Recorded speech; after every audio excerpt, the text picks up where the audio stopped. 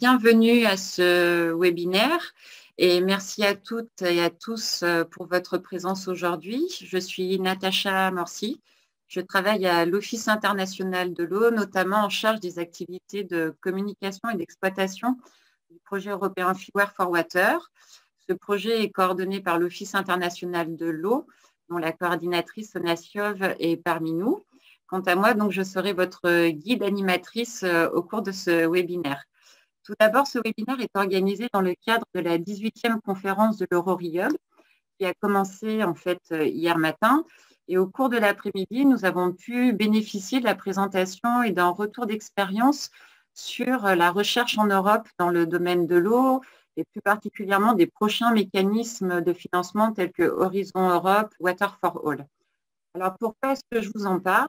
Parce qu'un élément qui est fortement ressorti lors de ce webinaire et qui a été partagé par bon nombre de participants dans le chat, que vous avez aussi la possibilité d'utiliser tout au long de ce webinaire, est la nécessité du transfert réussi des résultats de la recherche vers les usagers potentiels. La grande question étant comment rendre ces résultats de la recherche utiles aux différentes échelles spatiales, climatiques, économiques, sociales, environnementales et bien d'autres encore. Et donc, une question qui est apparue presque aussi importante que le financement lui-même de la recherche. Or, rendre utiles les résultats de la recherche, c'est précisément ce que nous cherchons à faire avec ce webinaire qui s'inscrit parfaitement dans cette dynamique, puisque nous allons explorer ensemble et grâce à nos intervenants en quoi l'innovation en lien avec l'eau dénommée assez récemment digitale, numérique, via les apports du projet financé par la Commission européenne Fewer for Water, peut justement bénéficier aux organismes de bassin. Alors, qu'attendons-nous de ce webinaire ? Vraiment, s'il y avait un message que j'aimerais que vous preniez avec vous quand vous allez cliquer sur « Quitter la réunion », ce serait vraiment la mise en place d'un dialogue qui dépasse le temps de ce webinaire avec les organismes de bassin sur les questions de l'innovation digitale portée par Fewer for Water. Ce webinaire est pour nous vraiment une étape qui s'inscrit dans une démarche plus large, dans une démarche pérenne. Et pour ce faire, j'ai le plaisir d'être accompagnée par certains des partenaires de Fewer for Water et par M. Éric Tardieu, secrétaire permanent du RIUB, qui se fera le porte-parole sur cette question des organismes de bassin. Les objectifs plus spécifiques de ce webinaire sont de poser une base commune de compréhension sur la question de l'innovation digitale dans le domaine de l'eau. Et pour ce faire, nous avons deux intervenants.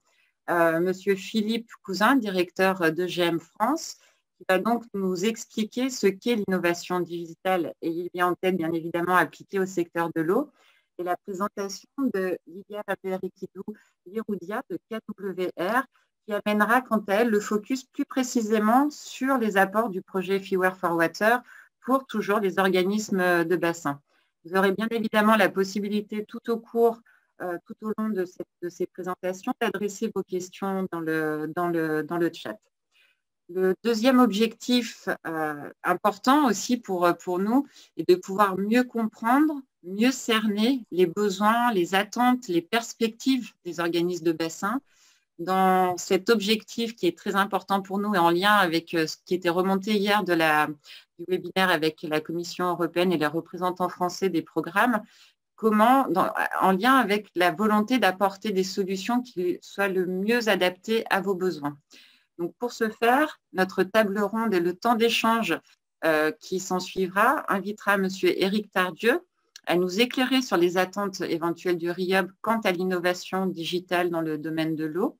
Messieurs Stelios Samios d'EDAP à Athènes en Grèce et Joshua Pocock de Southwest Water au Royaume-Uni à partager leur retour d'expérience en tant que partie prenante au développement d'innovation sur leur territoire, étant eux-mêmes impliqués dans le projet Fewer for Water et développant donc des solutions à l'échelle de démos de cas d'études. Nous aurons aussi le plaisir d'avoir Fernando Lopez de la Fondation Fewer qui nous expliquera comment la plateforme Fewer for Water, j'insiste, for Water, peut justement aider les organismes de bassin. Et enfin, M. Cyprien Nanou le PDG en Roumanie, partagera avec nous un premier retour quant aux besoins exprimés par les municipalités le long du Danube. Derrière moi, vous avez la Vienne, en France. Là, ce sera le long du Danube sur cette même question, en lien avec l'innovation dans le cadre de l'eau digitale. Donc, sans plus attendre, je vais laisser la parole à Monsieur Cousin. On rentre donc dans le premier temps de notre webinaire qui nous invite à mieux comprendre ce qu'est donc l'innovation digitale dans le domaine de l'eau. Donc, je vais arrêter mon partage d'écran. Philippe, tu peux du coup, toi, prendre la main pour partager ton écran et faire utiliser ton PPT. Je te laisse la parole. OK. Do you see my screen? Oui. OK. So good afternoon. So I'm very happy. Bonjour, je suis ravie et merci Natacha pour cette introduction. Présentons rapidement l'aspect de l'innovation digitale.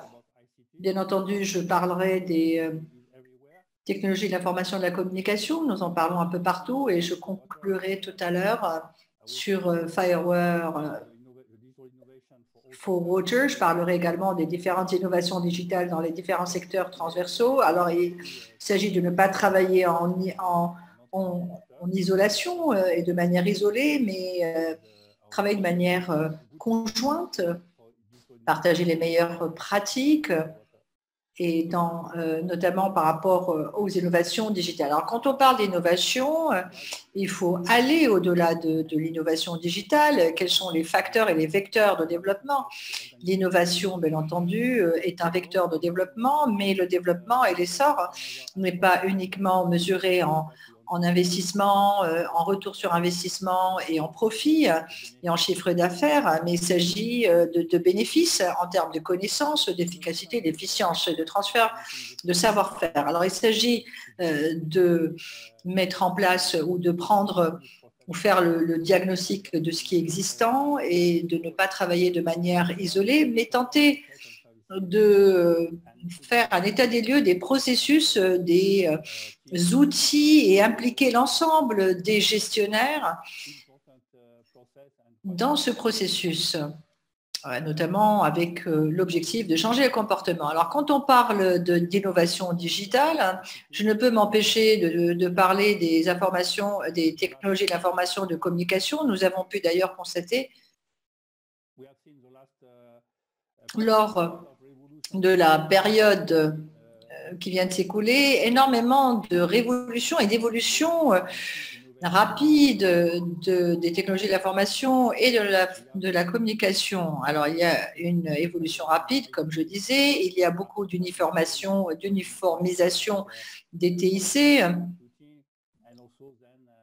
l'industrialisation de l'industrie du cloud avec des plateformes de prestation de services très avancées, et nous voyons ici qu'il y a une demande de plus en plus accrue pour notamment les utilisations pay per use, l'utilisation de paiement par utilisation.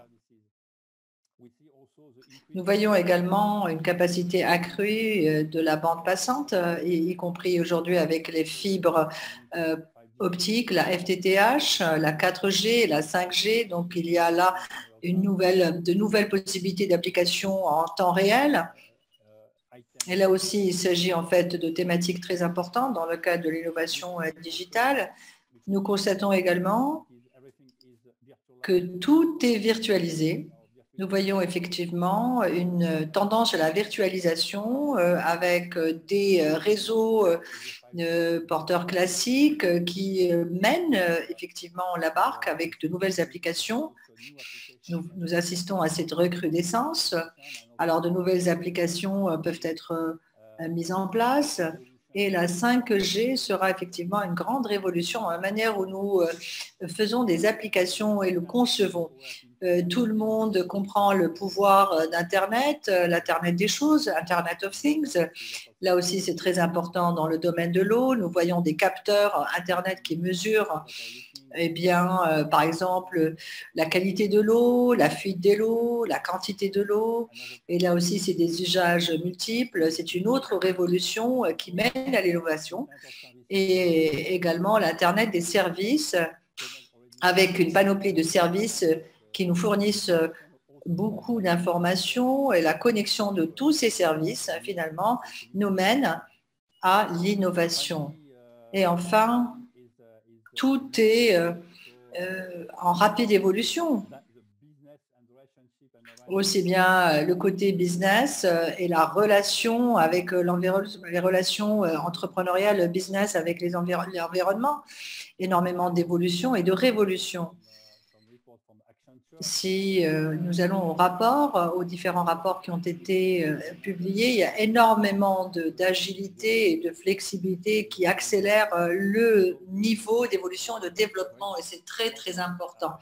Il y a beaucoup de questions de vélocité et de rapidité dans l'économie digitale. Les clients n'attendent plus, ne veulent plus attendre, mais attendent que le produit et les services soient disponibles rapidement à travers les différents canaux. Ils veulent de plus en plus de canaux, de plus en plus de services avec une nouvelle concurrence, de nouveaux concurrents à partir de différentes industries avec des technologies low cost qui apparaissent rapidement. Et ceci amène à des business models digitaux renforcés avec de nouvelles puissances en quelque sorte. Et puis les value chains, les chaînes de valeur qui sont établies au sein des entreprises, des industries et qui parfois connaissent des ruptures. En termes de perspective de marché, nous avons également l'innovation. Pourquoi? Parce qu'il est important d'avoir accès à ceci sans certaines applications. Nous avons une question de collecte de données, nous avons plus d'informations et il nous faut également innover pour boucler la boucle de l'eau. Il faut également améliorer la collaboration en matière de communication. Nous avons également les réseaux sociaux, les réseaux de fibres, etc. Nous avons également les canaux multiples de communication avec les clients. Et nous voulons également transformer les communautés en un certain nombre de lieux dans lesquels il était mieux vivre et capitaliser notamment l'ère du digital et de l'Internet. Les entreprises et les organisations elles-mêmes, il faut justement essayer de nous rapprocher autant que faire se peut du client pour donner toujours le meilleur service et améliorer justement notre service à l'adresse du client. Il nous faut également assurer des services personnalisés. Il nous faut également faire en sorte que nos services soient toujours rendus en temps opportun.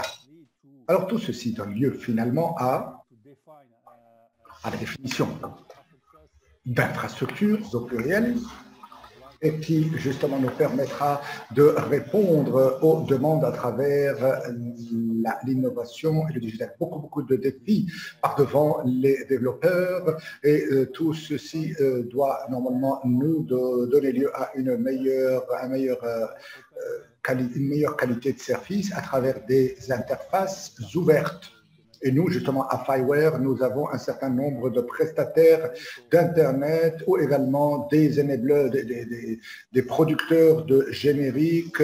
Et ceci est notamment est utilisé à travers le Smart Water. Et il est important de développer davantage des plateformes et d'avoir des solutions qui ne portent pas seulement sur l'eau à proprement parler, mais également qui englobe également d'autres domaines d'activité. Alors, une dernière diapositive, peut-être pas la dernière, pour parler des systèmes dits de prestataires d'Internet de services, et notamment à travers les marchés de niche, à travers les expériences. Nous avons aujourd'hui Blablacar, nous avons Uber, nous avons également plusieurs expériences personnalisées qui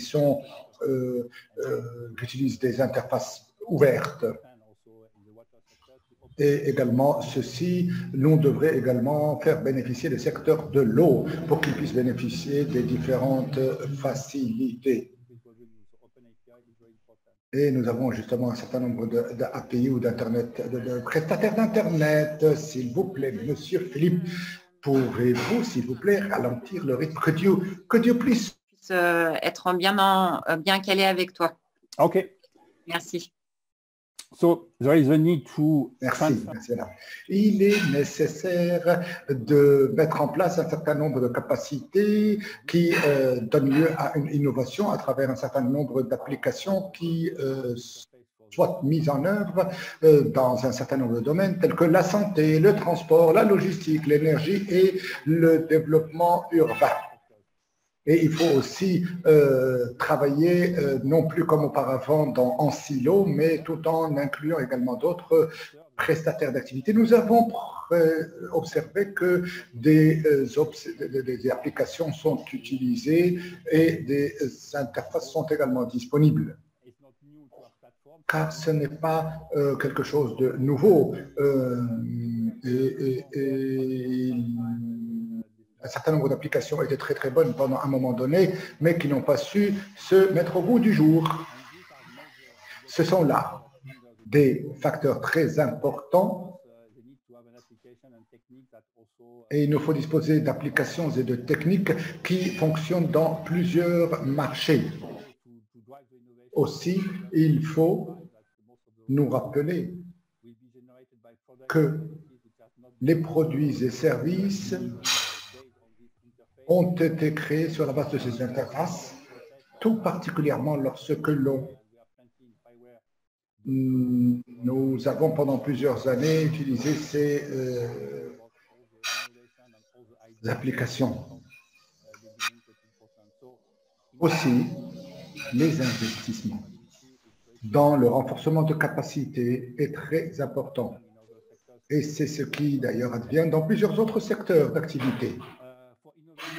Alors, pour ce qui concerne l'innovation, il y a un certain nombre de facteurs limitants d'ordre économique, sociétal et politique. Nous parlons ici d'un nouveau cadre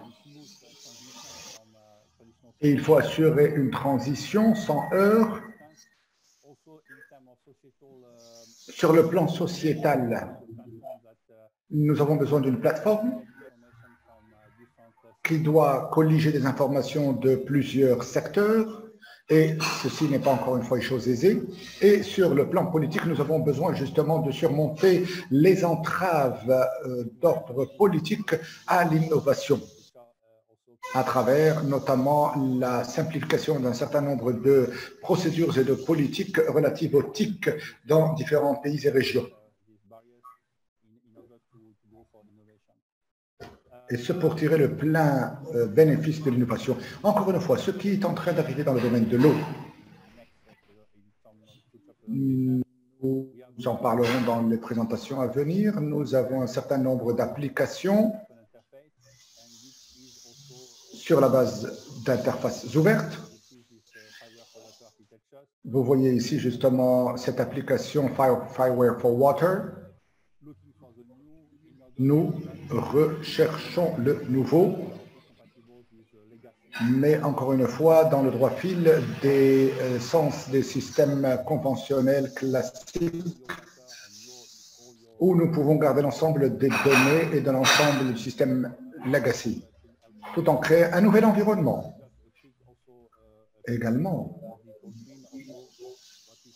un mot sur Digital Twins, sur ces jumeaux digitaux dans le domaine de l'eau, et je veux dire par la réseau de distribution de l'eau. Et nous sommes en train d'abonder dans ce sens également. Et finalement, l'idée qui sous-tend cette innovation, c'est de faire mieux connaître les success stories dans le domaine de l'eau. L'innovation, et encore une fois, il est important que ce succès et ces réussites puissent être le plus rendus publics. Un certain nombre d'entreprises inventent, développent, innovent dans le domaine, par exemple, de l'agroalimentaire. Et ces mêmes applications pourraient être justement utilisées ou customisées pour le domaine de l'eau. Nous avons plusieurs entreprises qui innovent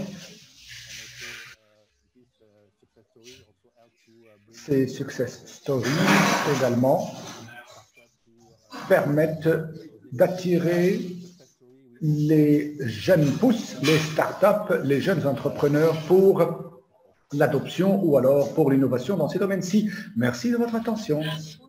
Thank you very much, Philip. Thank you very much. C'est vrai que, tu vois, moi-même, après quelques temps passés sur le projet, il est toujours bon d'avoir à l'esprit, effectivement, ce qu'il y a derrière l'innovation de manière plus globale, comme tu nous l'as présenté, et de nous rappeler aussi que l'effet silo ne s'applique pas qu'à la gestion de l'eau avec les blocages entre différents secteurs, mais aussi sur la manière d'aborder cette question de l'innovation. Je vais passer la parole à Lydia. Lydia, tu peux du coup partager ton écran. Donc Lydia, voilà. Super. Donc là, on va rentrer plus particulièrement dans les apports que propose le projet Fewer for Water, qui est un projet en cours qui se terminera dans 1 an et demi. Je te laisse la parole. Hello everyone, my name is Lydia Van Vakkeridou. Lydia Van Vakkeridou, je suis de KWR et je travaille pour le projet Fewer for Water. Et d'abord, les résultats, et je vais lier tout ceci aux organismes de bassin versant. Alors, le KWR est un institut de recherche opérant dans le domaine de l'eau qui sert de pont entre la science et la pratique. Nous sommes basés à Nieuwegein, aux Pays-Bas, et nos actionnaires, notre actionnariat, en fait, est constitué de 10, à savoir l'ensemble des régies de Hollande, plus une autre de flamande. Nous avons plus ou moins 180 employés, dont 135 sont des chercheurs, et nous avons une existence de 60 ans depuis que nous avons été créés. Et pour l'instant, nous nous développons également avec les instituts de recherche sur l'eau exclusivement de Hollande. Notre nos recherches se focalisent sur le changement climatique, sur la pollution, sur la croissance de la population et sur l'impact sur le cycle de l'eau. Et en fait, le KWR génère un certain nombre de connaissances pour permettre au secteur de l'eau d'être plus ami de l'eau. Et nos découvertes et nos constatations dans le domaine scientifique sont également liées à un certain nombre d'innovations dans la mesure où elles y contribuent. Vous voyez également travailler dans le domaine de l'eau propre et de l'assainissement. Alors, un mot sur l'eau digitale.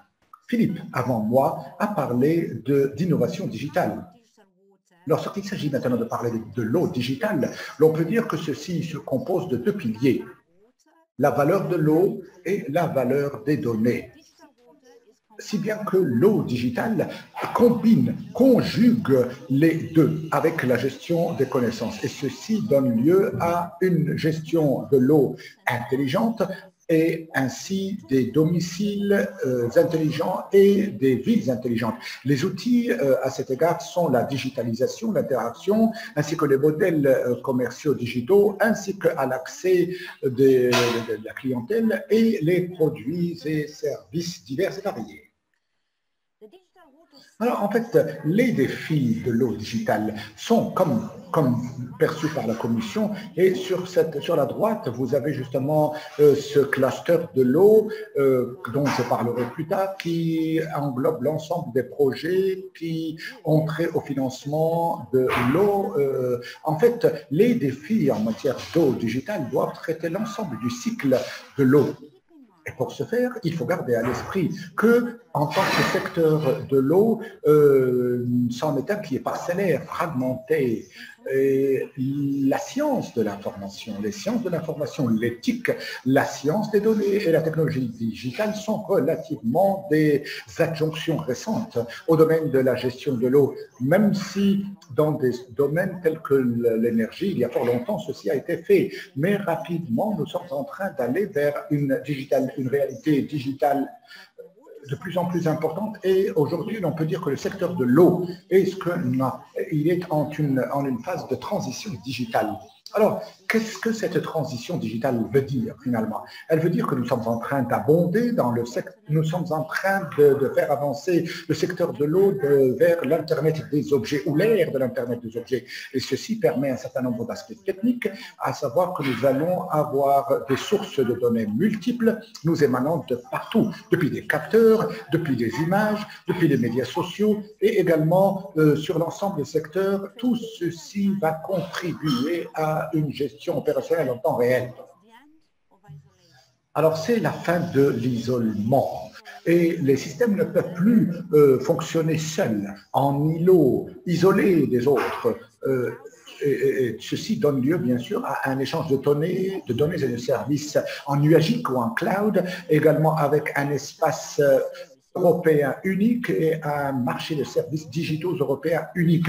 Et tout ceci, en fait, c'est ce qu'on appelle les digital twins, à savoir les jumeaux digitaux qui est un triptyque en réalité, l'intégration, l'interopérabilité et la standardisation, normalisation. Et le plus important de ce triptyque, c'est l'interopérabilité en rouge devant vous. D'ailleurs, si vous ne pouvez pas parler aux autres, si vous ne pouvez pas interopérer, vous êtes finalement siloé et ceci, en fait, n'est pas ce qu'on recherche. Alors, la Commission européenne, s'entend, perçoit l'eau digitale comme étant un triptyque de défis. Le premier, c'est l'espace de données européen. Et d'ailleurs, il a été créé et nous ne pouvons pas nous distancer d'un espace de données européen.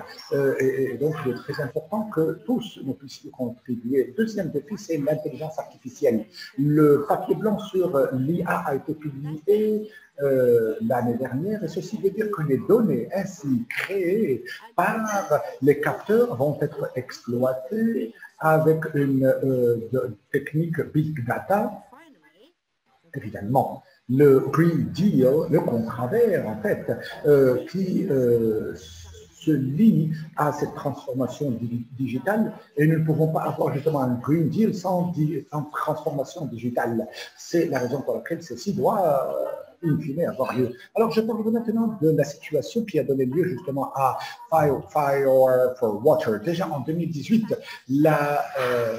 l'on a mis beaucoup d'argent sur l'eau digitale et les innovations dans le domaine digital de l'eau. Aussi, on a créé justement les solutions digitales pour l'eau et de ceci est né 4 projets qui ont été financés d'ailleurs, l'un étant Fire for Water. Un cinquième, c'est dans le cadre d'un autre appel, à savoir la sécurité. Pourquoi? Parce que l'on avait vu en fait l'eau digitale du point de vue de sécurité. Philippe, avant moi, a mentionné 2 de ces 5, en fait, le Firewater. Et aujourd'hui, je parlerai de Fire for Water.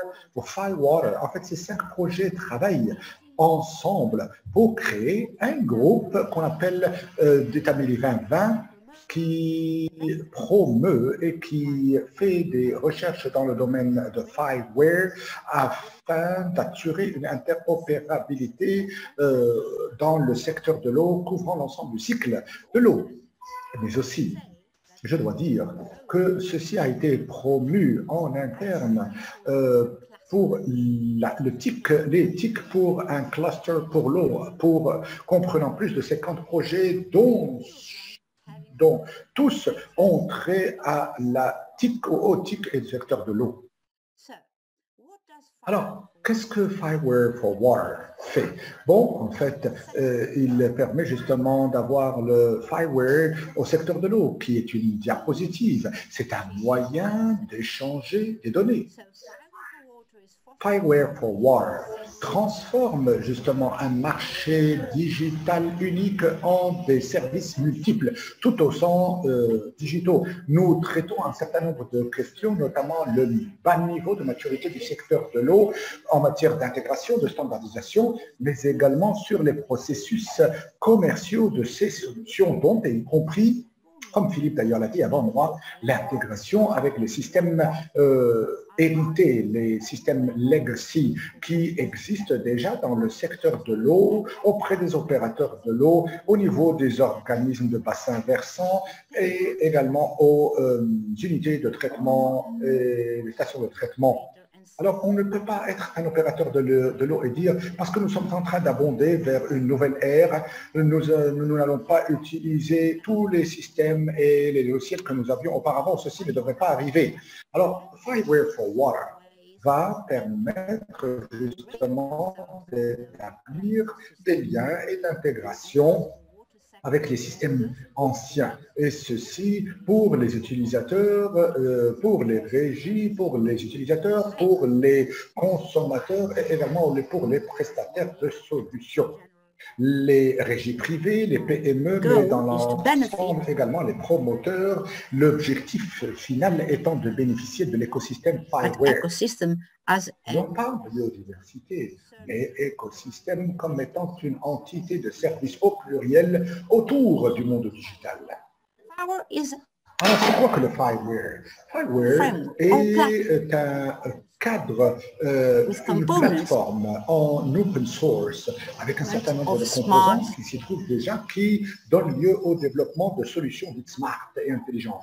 Il est open source, ça veut dire que rien n'est caché, rien n'est expurgé, et ça permet justement d'avoir un utilisation intelligent des données, et ça permet également au secteur tertiaire d'avoir des solutions intelligentes. Alors, Fireware Water, en réalité, est un projet de 3 ans qui a commencé, excusez-moi, en 2019 jusqu'à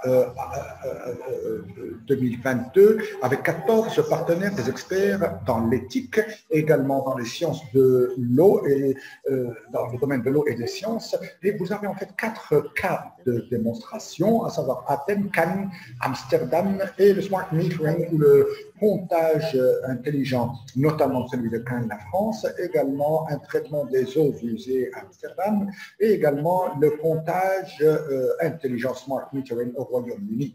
Nous avons également 3 réseaux de démonstration pour les gouvernements municipaux, les décideurs, les PME et les différents innovateurs. Mais je ne parlerai pas de ceci pour l'instant. Alors, voici le concept devant vous. Je ne m'attends pas à ce que vous lisiez ou que vous puissiez même voir ce qui est écrit, mais vous avez également ici, c'est la chose la plus importante que nous voulons, l'interopérabilité. Nous voulons que ce soit justement inclusif de l'ensemble des parties prenantes, car à défaut de ceci, l'on ne peut rien faire, il va sans dire. Nous avons développé des applications smart à travers l'innovation du système pour un marché digital couvrant l'ensemble du cycle de l'eau et essayant d'avoir une ouverture aussi grande que possible. Tout ce séminaire et ce dans le cadre d'un partenariat fort avec les parties prenantes, système même des utilisateurs finaux. Le concept est très simple. Si vous pouvez suivre le curseur, regardez ici, en plein milieu, nous avons ceci, ce qu'on appelle en fait les courtiers en information de contexte. En d'autres, c'est quelque chose que nous avons des signaux de différentes sources, de différents tableaux de bord, applications, écrans digitaux, capteurs, drones, etc., etc. Tout ceci accède à ceci et ça devient interopérable. À la limite, au milieu, vous pouvez voir que tous ces signaux qui nous proviennent de partout dans le domaine de l'Internet des objets à quelques applications que nous voudrions développer ou élaborer.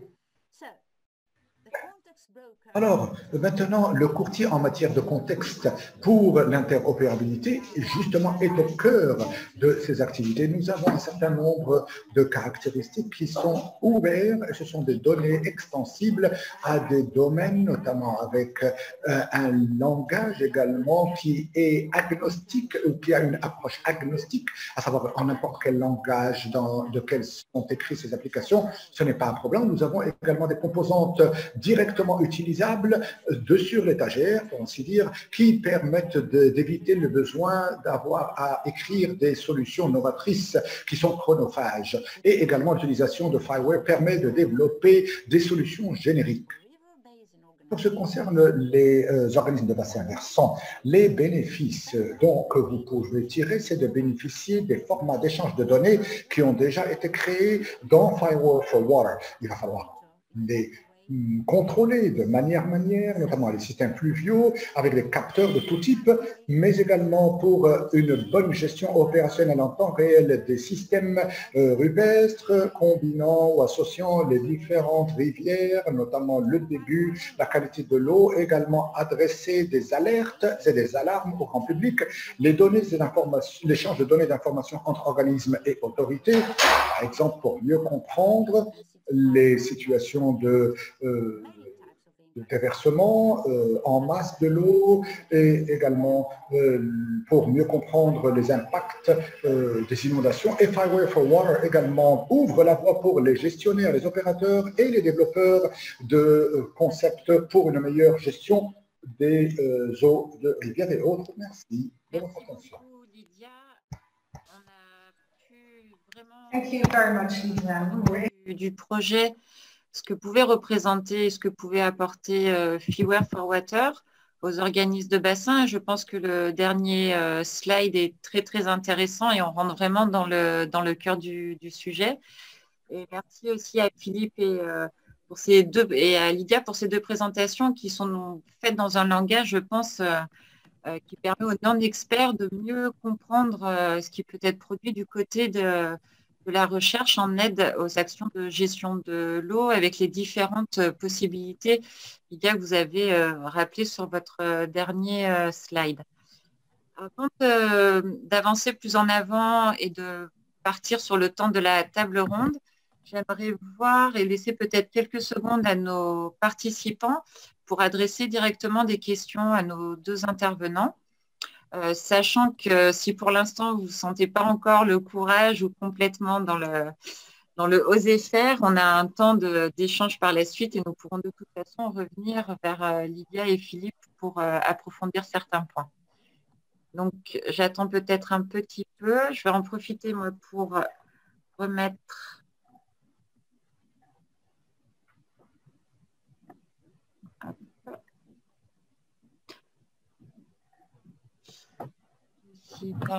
remettre le chat pour ne pas perdre le contact avec les participants. Donc pour l'instant, pas de questions. On va donc avancer. Donc, comme je l'ai expliqué en démarrage du webinaire, après ces deux présentations qui nous permettent de partager une compréhension commune de ce qu'est d'un côté l'innovation digitale et l'innovation digitale appliquée au monde de l'eau avec des illustrations grâce à la deuxième présentation de ce que peut apporter le projet Fireware for Water. Nous allons davantage rentrer dans le vif du sujet avec une série de présentations, de petites présentations. Là, je rappelle à nos intervenants qu'on est sur un format plus restreint justement pour avoir ce temps d'échange avec nos participants. Probablement, les questions vont arriver au fur et à mesure. Je vais dans un premier temps donc laisser la parole à Monsieur Tardieu, qui, en qualité de secrétaire permanent du RIOB, va partager la perspective sur ce type d'innovation du réseau.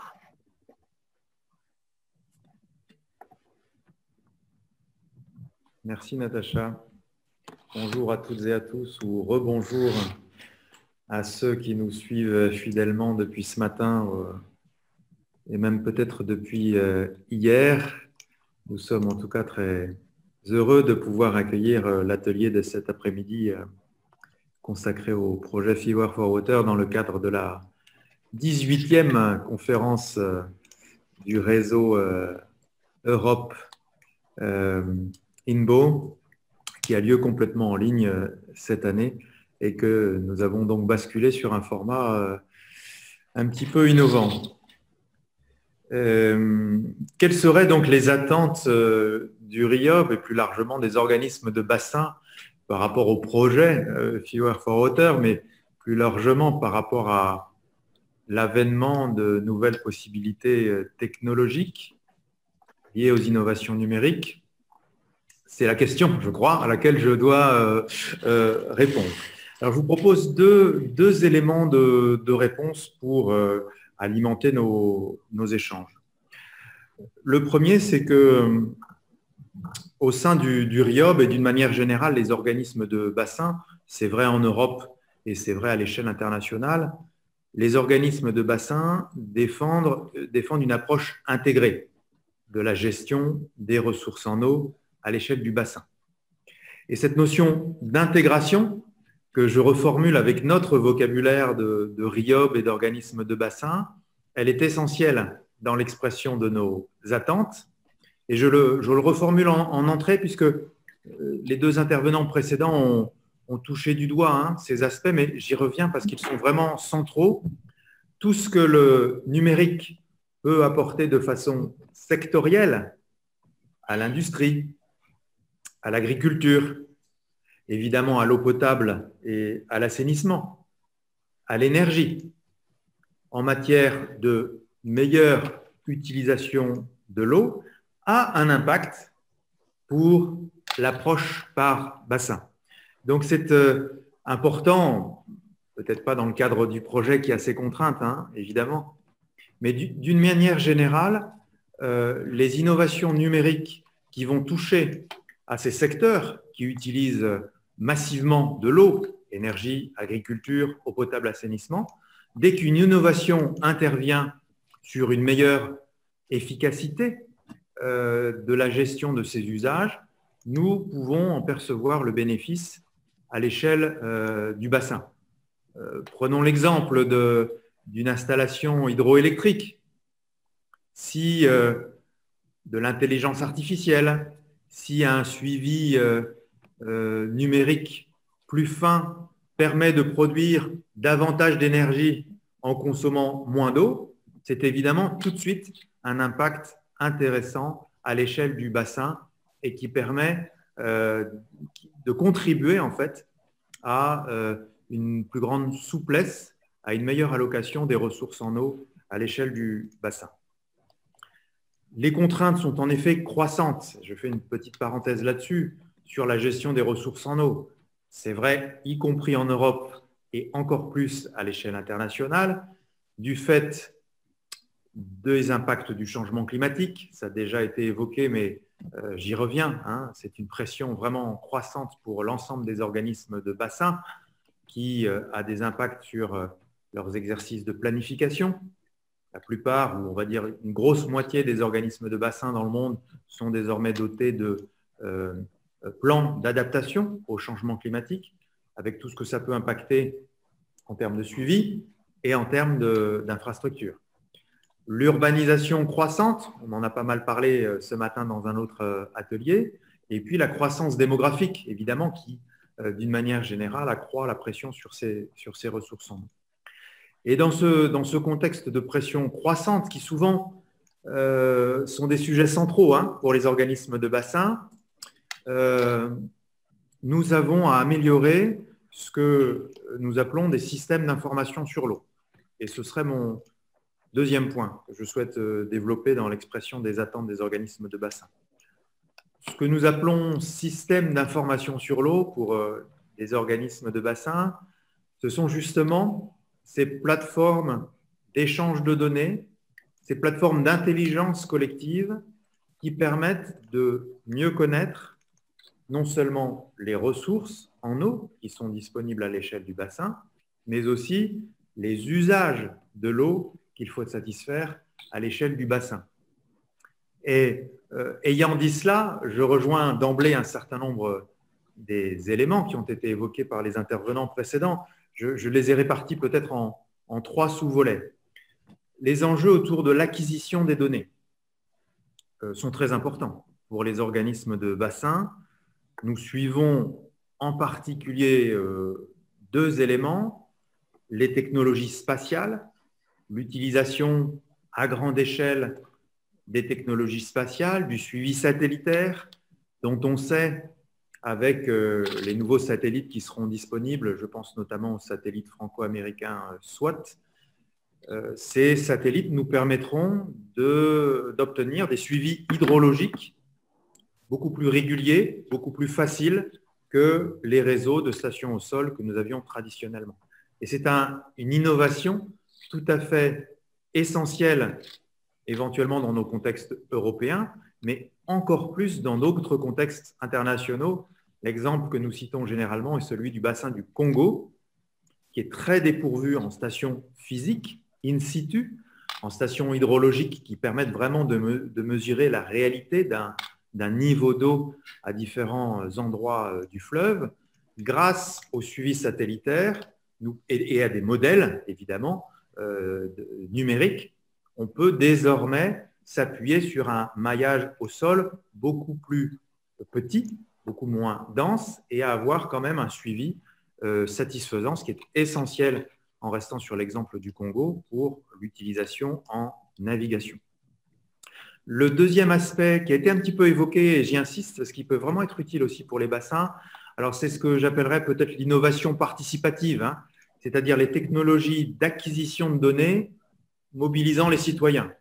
Là, il y a de bien meilleurs experts que moi sur les possibilités offertes par la très large diffusion des téléphones portables parmi les populations urbaines, parmi les populations d'une manière générale, y compris dans des contextes de pays moins développés. On le sait, hein, le téléphone portable est plus répandu que l'alimentation en eau potable dans des conditions décentes. C'est là des paradoxes sur lesquels je ne m'étends pas. Et là, il y a un enjeu vraiment de participation, d'innovation participative qui me paraît utile. Deuxième volet, le partage des données.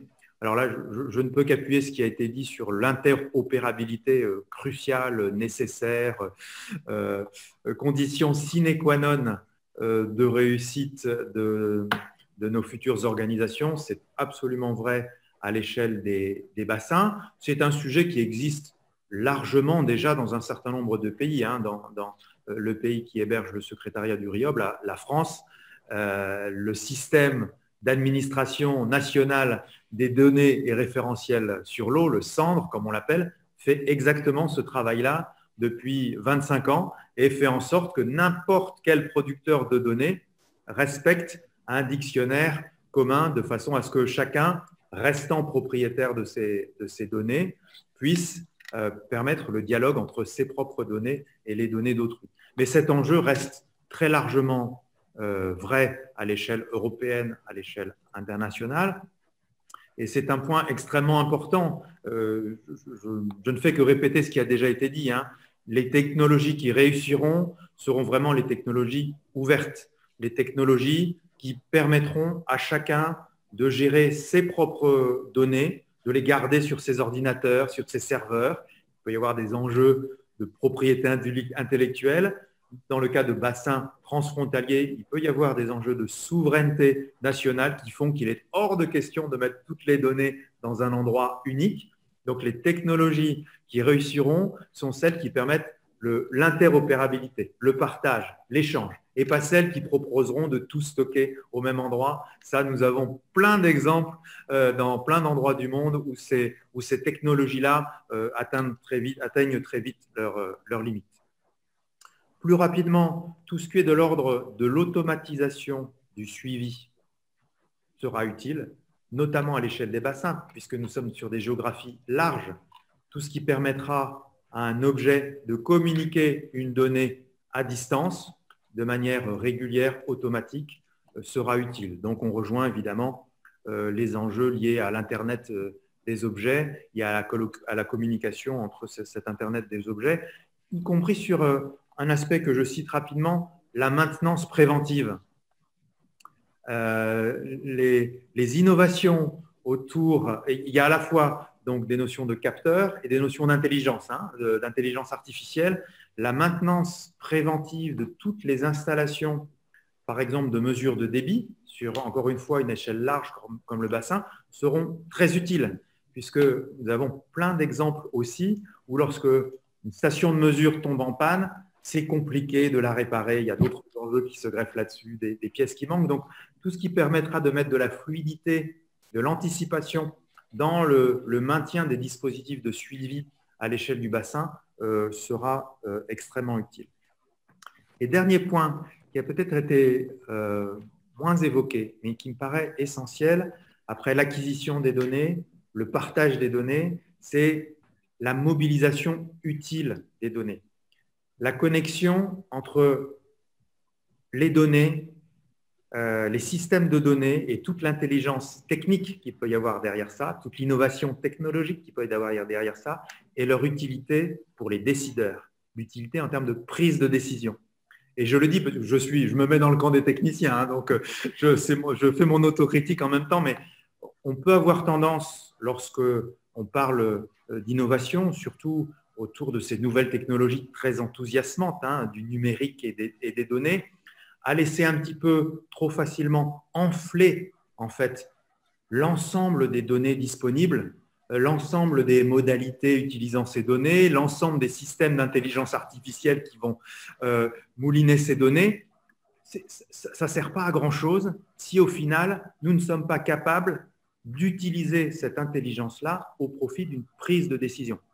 Et c'est un enjeu crucial, alors pour le coup, à toutes les échelles, mais pour ce qui concerne les organismes de bassin, il y a vraiment un enjeu d'innovation technologique et humaine, d'innovation de gouvernance, pour lequel nous avons de fortes attentes. Donc, tout ce qui peut permettre de traduire des données en cartes, en code couleur, en relevé de risque, en aide à la décision, sera vraiment là aussi crucial. Et je le mentionne parce que nous avons un certain nombre de projets nous-mêmes dans lesquels nous sommes impliqués, y compris pour la Commission européenne, qui a cette entente. Voilà, je m'arrête là. J'espère ne pas avoir été trop long. Et je rends le floor à Natacha. Merci à toutes et à tous. Merci beaucoup, Eric. On sent que le sujet, effectivement, éveille un fort intérêt. Et merci pour cette synthèse des différents besoins et de la réalité, du coup, qui fait aussi écho à la réalité de gestion à l'échelle d'un bassin, avec des grandes catégories par rapport à l'approche intégrée de la gestion, les systèmes d'information avec les sous-volets que vous avez mentionnés. Et on voit que dans ce qui se dessine du côté du projet Fewer for Water, on semble être dans la bonne direction. Sans plus attendre, je vais passer la parole à M. Stelio pour justement les deux prochaines présentations vont être l'occasion de faire remonter du point de vue des études de cas dans lesquelles sont développées des solutions innovantes dans le domaine de l'eau digitale, de partager ces premières étapes de retour d'expérience du point de vue d'Athènes et par la suite du point de vue de Southwest Water. La parole est à vous. Hello, it's Stelios Samios from Athens, Greece. Bonjour, Stelios Samios de Grèce. J'aimerais présenter très rapidement Athens Utility, Athens Water. Notre programme et nos besoins par rapport à notre organisation. Je vais parler en 2 minutes de notre société. Nos consommateurs ou nos utilisateurs sont 4 millions de personnes et nous utilisons from 500 kilometers away, so en fait, nous transmettons de l'eau et transférons de l'eau à plus de 500 kilomètres. Nous sommes bien une société de transfert des ressources en eau. Nous avons plusieurs protocoles, plusieurs systèmes en place, plusieurs plateformes telles que nous utilisons Fewer for Water qui pour nous est absolument indispensable. Alors, les secteurs d'innovation digitale pour les DAP, les ressources d'approvisionnement en eau, les innovations pourraient être utilisables ou en tout cas utiles pour l'eau potable, l'approvisionnement des ressources en eau ainsi que pour le secteur de l'assainissement. Slide suivant, s'il vous plaît. Alors, les sources d'eau principales et les ressources d'approvisionnement en eau pourraient être les rivières de Mornos et d'Evinos, les lacs Maratonas et Iliki. Also, new tools have been tested, such as autonomous. Alors, de nouvelles utilisations ont été testées, par exemple, ici le projet INCAS européen. INTCatch, projet européen, et donc les bateaux radiocontrôlés, donc qui sont autonomes. Alors, Joshua, vous avez la parole pour nous parler de l'expérience de Sea Water. Je me vois sur 2 écrans, voilà, c'est ma jumelle. Voilà. So the floor is yours. Alors voilà, vous la parole, Joshua. Thank you. Merci. Je suis Josh de Southwest Water.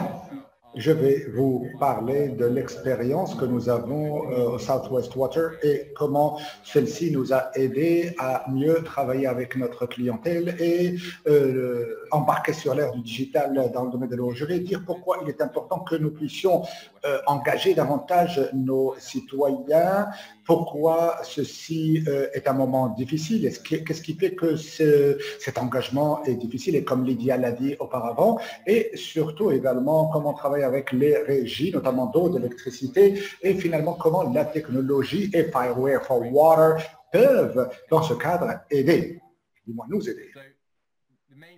Alors, les principales raisons pour lesquelles nous voulons engager notre clientèle, c'est d'essayer justement d'avoir une attitude positive lorsqu'il s'agit du domaine de l'eau, où nous voulons le faire, pourquoi nous voulons connaître quelles sont les ressources, réduire l'empreinte énergétique, et notamment l'exiviation ou le lessivage, et également dans un certain nombre de scénarios. Et tout ceci va nous permettre de réduire, comme j'ai dit, le lessivage ou la lessivation. Nous savons que le comptage est l'un des meilleurs moyens d'avoir la confiance de notre clientèle. Et en ce faisant, nous pouvons réduire la consommation de 560 mètres cubes, par exemple, à 120 mètres cubes par mois, par ménage, etc. Aussi, je pense que la deuxième question maintenant concernant Fireware, est-ce que la technologie peut nous aider à utiliser ceci? Ce que nous avons fait, nous avons installé quelques 100 compteurs intelligents dans la partie sud-ouest. Vous pouvez le voir justement sur la carte avec la flèche dans le cadre du Fireware. Et nous avons utilisé des outils, des applications, notamment avec les données de base. Et ce que ceci nous a donné, c'est le niveau de granularité. Vous pouvez voir lorsqu'il s'agit d'utilisation des autres compteurs qui ne permettent pas une lecture quotidienne, ce que ce système-ci Fireware for Water nous permet d'ailleurs. Et donc, ceci nous donne un avantage et nous pouvons... ceci est suffisant pour savoir quels sont les changements à opérer le cas échéant. Alors maintenant, nous avons devant nous un certain nombre de défis dans l'industrie de l'eau, et le Royaume-Uni n'est pas une exception. L'un de ces défis, c'est justement l'eau est moins valorisée que l'électricité et le gaz au Royaume-Uni. Donc généralement, nous payons pour ceci le double du prix pour payer l'électricité par rapport à l'eau. Et les entreprises d'énergie et les régies en sont d'ailleurs fort au fait. Quant à quel montant ils obtiennent, regardez la comparaison 397 par rapport à 1066 pour ce qui concerne la facture notamment de l'assainissement par rapport à celle de l'électricité qui est triple. Alors, il est très difficile de voir les entreprises introduire une technologie. D'abord, c'est parce que c'est cher et il va falloir justement installer les compteurs intelligents dans certains endroits que vous pouvez voir ici, comme ici en bas, notamment avec des espaces confinés. Et ceci entraîne également des frais d'exploitation assez élevés, sans parler des batteries, sans parler également des capteurs, des transpondeurs, etc. Pour pouvoir assurer ceci, il nous faut avoir en réalité un bien fondé, un cas qui est bien argumenté pour que nous puissions vraiment démontrer le bien fondé économique et d'économie plutôt. Et nous ne pourrons jamais atteindre ceci, mais c'est la raison pour laquelle au moins Fireware for Water peut contribuer à cela. Alors, comme Lydie le disait tout à l'heure, nous avons un cadre Internet des objets communs que nous pouvons utiliser et ceci va faciliter grandement l'élaboration d'outils d'innovation tant du côté consommateur que nous-mêmes en tant qu'entreprise de l'eau et régie. Alors, ce que fait Fireware for Water, c'est que ça promeut un marché ouvert, interopérabilité. Nous pouvons avoir plusieurs développeurs travaillant dans le cadre du même module de données qui sont fort familiarisés à ces données-ci. Ce sont des applications intelligentes où les clients peuvent, ou les abonnés peuvent également prendre en temps réel la lecture de leur consommation.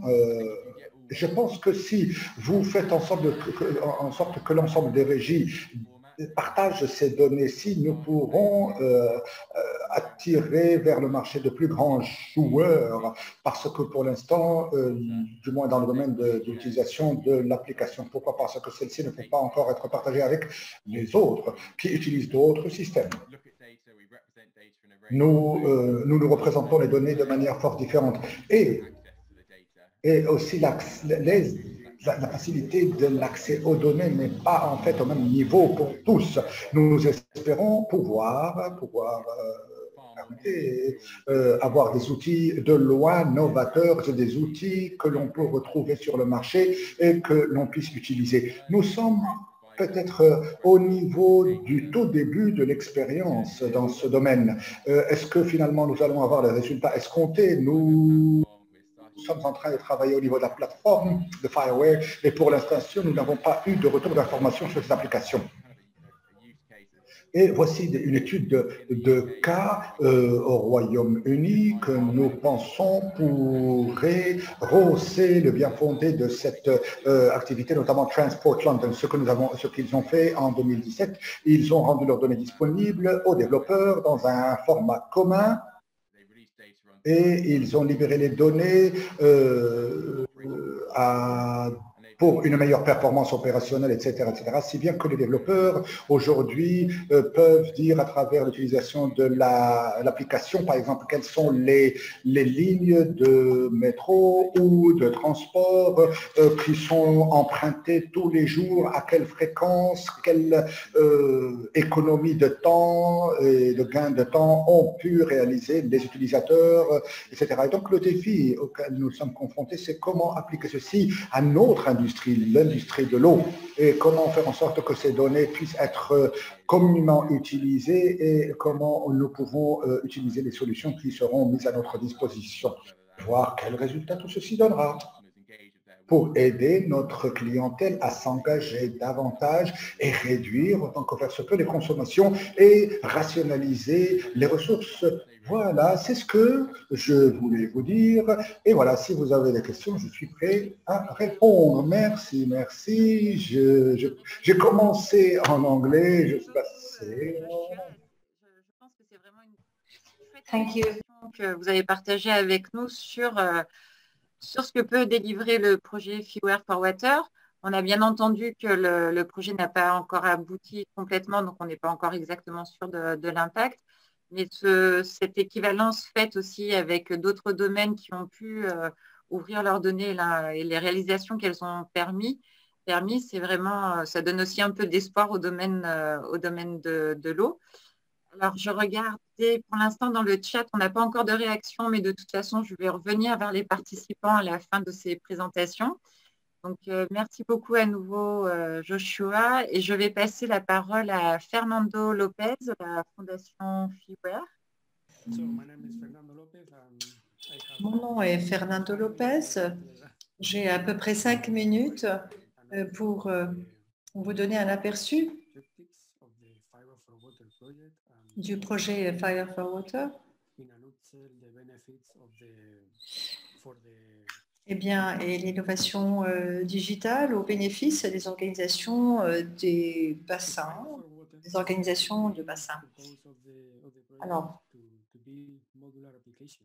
Alors, les applications modulaires qui sont construites, nous utilisons le système Fireware ainsi que l'architecture API ouverte pour une gestion intégrée des ressources en eau et des systèmes en eau en vue d'assurer l'interopérabilité des données et le partage des données. Ici, l'objectif est de démontrer la valeur du partage de données et d'échange de données selon des normes de standardisation à travers notamment la chaîne de valeur, en améliorant l'aide à la décision ou le processus de prise de décision, ainsi que la gestion opérationnelle des systèmes en eau. Bien entendu, il faut garder en tête ce sont les mécanismes de cybersécurité. Et nous avons mis en place pour ce faire des fonctionnalités spécifiques avec des entreprises en vue d'assurer la sécurité pleine et entière de ce système, notamment quand il s'agit de la gestion d'infrastructures critiques et importantes. Par ailleurs, le Fire for Water souhaite également améliorer la performance et l'interaction avec les consommateurs. C'est un des objectifs principaux du plan d'amélioration stratégique de la Commission européenne. Bien. En outre,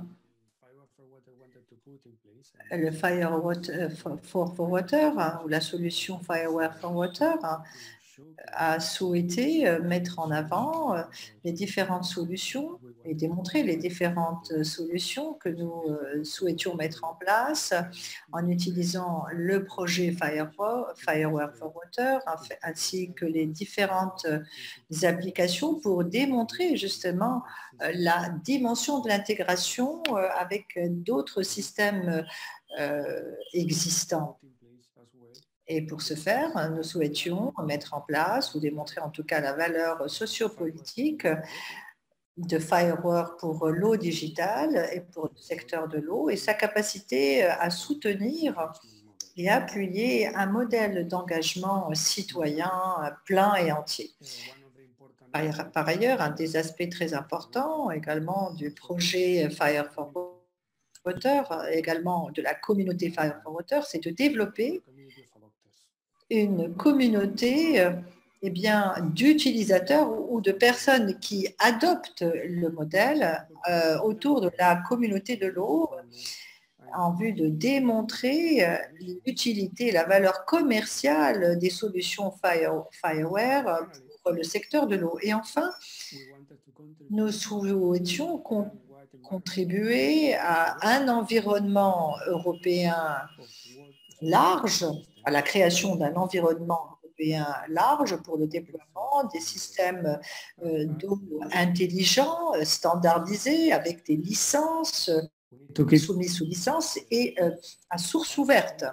Et nous voulons également nous assurer que la composante Fireware soit tout à fait gratuite. Et cette architecture est basée essentiellement sur le Open API. Il n'y a pas de black box ou de boîte noire. Alors, vous voyez les interfaces, vous pouvez même modifier les modèles de données, la standardisation, etc. Prenant compte des exigences du projet, ce que nous pouvons fournir aux organisations de bassin,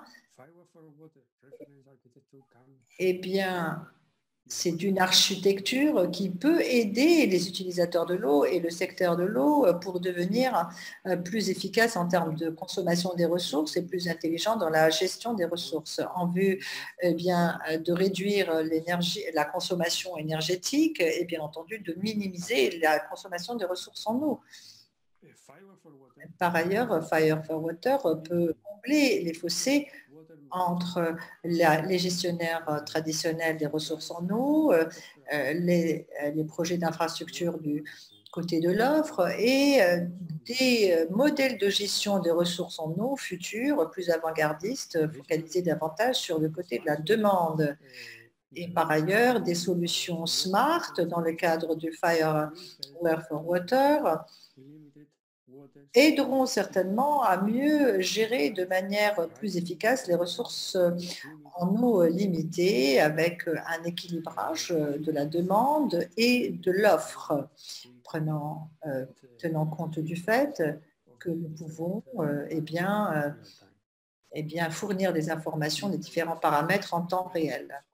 La digitalisation, qui est un aspect clé de l'architecture de référence de Fire for Water va aider les communautés à devenir plus sages en termes de l'eau, en sensibilisant et en vulgarisant les méthodes de réduction conséquence des ressources en eau mesurées et des factures finalement électriques, d'électricité. Par ailleurs, la digitalisation peut également réduire l'empreinte de l'eau et minimiser la dégradation environnementale, ainsi qu'améliorer, contribuer à en tout cas améliorer la disponibilité des ressources de l'eau pour un environnement plus sain, plus durable et soutenable. Voilà donc un des scénarios proposés par Firework. La digitalisation peut également réduire les coûts de gestion et les coûts d'exploitation, l'utilisation de l'énergie, notamment quand on parle de la gestion des ressources, de la gestion des eaux usées, car cela nous permet en fait de gérer les données en temps réel et ces différentes étapes, en termes également d'empreinte carbone.